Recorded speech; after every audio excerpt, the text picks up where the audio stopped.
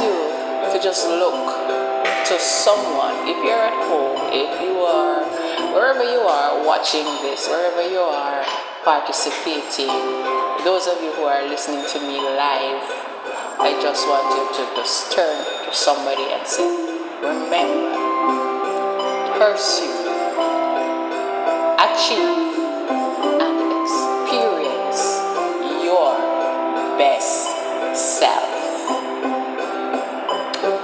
Now I want you to just touch yourself, touch your own self on your chest and say, I am going to remember, pursue, achieve, and experience my best self.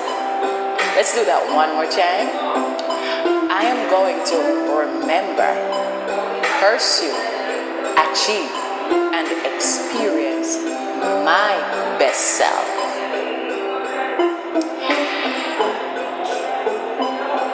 There's a little song that I put together for this presentation in particular. When the going gets tough and you wanna give up, remember, remember, remember.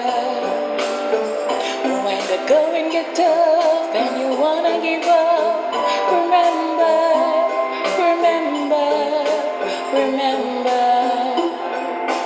Remember who you are. Remember what's your purpose. Remember why you're doing it all. Remember, remember, remember. So what are you gonna remember? What are you supposed to remember? That's the question. When the going gets tough and you want to give up, you need to remember 3 basic things. You need to remember, the first thing is who you are. And then you need to remember what your purpose is. And you need to remember why you're doing what you set out to do. That's very, very, very important. And as you go along the way, you will realize that sometimes our dreams get lost because of whatever reason. Sometimes we stop dreaming. I say to you, remember your dream. Remember your dream. So when the going gets tough and you wanna give up, remember, remember, remember. Remember who you are. Remember what's your purpose. Remember why you're doing it all. Remember, remember, remember. You think you can all remember that? So, who are you? You're not just a name. You are not just a name. Should I say that again? You are not just a name. Turn to somebody and just tell them, you are not just a name. If you're at home, wherever you are watching this video, and somebody close to you, just tell them, you're not just a name. You were created with a specific character to serve a specific purpose. You have been embedded. You have in you embedded desires. You have developed values that shape your thinking and approach to life. But the question is, for some of you, have you discovered your true self yet? Are you still on that journey?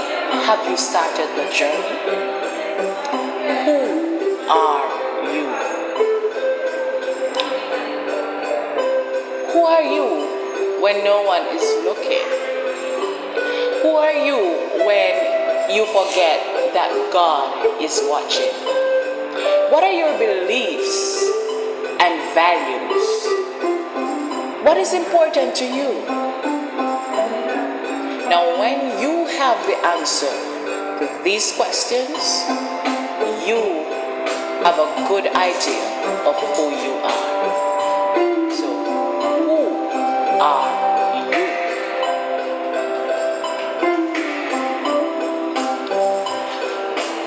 The best place that I recommend you start on that journey to finding out who you are, the journey of self-discovery, is to ask your Creator. Who are you as a being? Who are you in the earth? I remember when I started my journey, I read the Holy Bible, and it told me that I am made in the image and likeness of God. It told me that I am beautifully and wonderfully made, and that affirmed me. But then there came a time in my life when I still say, okay, Lord, I know all of this, but who am I? And I asked that question for a while. And then I remember one morning, the Lord spoke, and He says, joy. So, the name on my birth certificate is Lori Stewart. But who I am, who I am created to be, in my DNA is embedded joy. In fact, joy is my home name. It's my pet name. It's my nickname. That's the name my mom actually wanted to give me when I was born.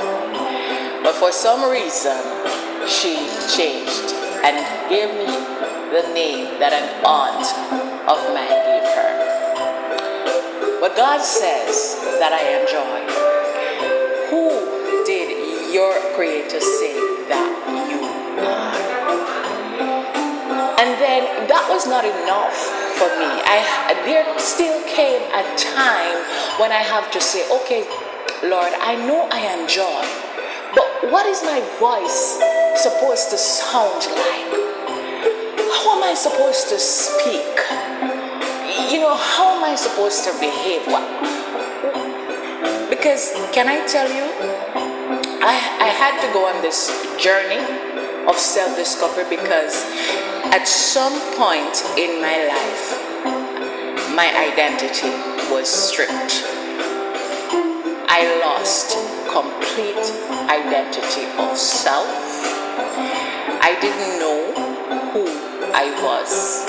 I didn't behave like a female. And it took some time for me to learn to be a female again. Yes, I had to relearn to be a female.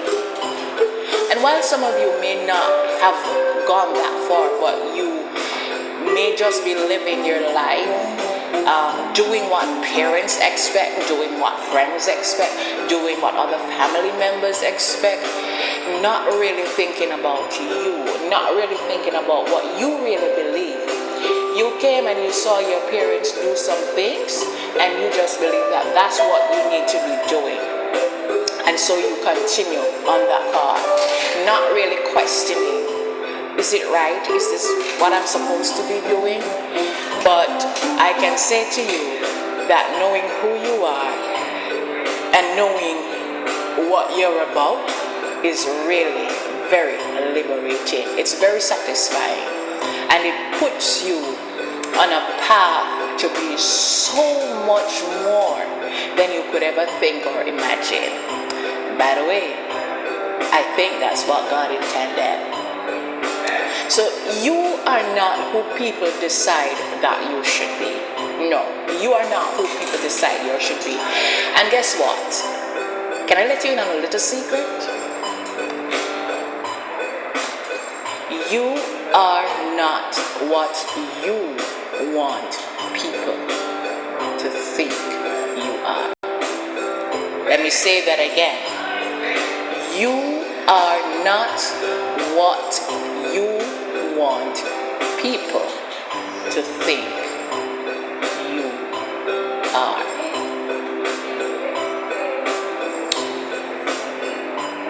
So the next thing to remember is purpose.